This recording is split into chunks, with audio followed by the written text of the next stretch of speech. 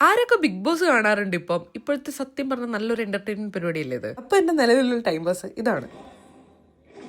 ഇങ്ങനെ വീഡിയോ കണ്ടുകൊണ്ടിരിക്കുമ്പം എന്തെങ്കിലും അകത്തോട്ട് ചെല്ലണം. അതാണ് എൻ്റെ ഒരു മെയിൻ സംഭവം എന്ന് പറയുന്നത്. എനിക്ക് അന്നേരത്തേക്ക് നന്നായിട്ട് വിശക്കൂന്നേ.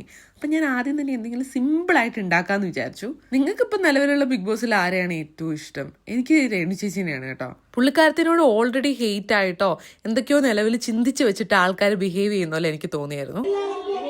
അല്ലപ്പോ തലവേദന ആണെങ്കിലും അത് കണ്ടോണ്ടിരുന്ന സമയത്ത് അറിയാതെ തട്ടിപ്പൊട്ടിച്ച് അതും പൊട്ടിച്ചു. അവിടെയും പ്രശ്നം ഇവിടെയും പ്രശ്നം.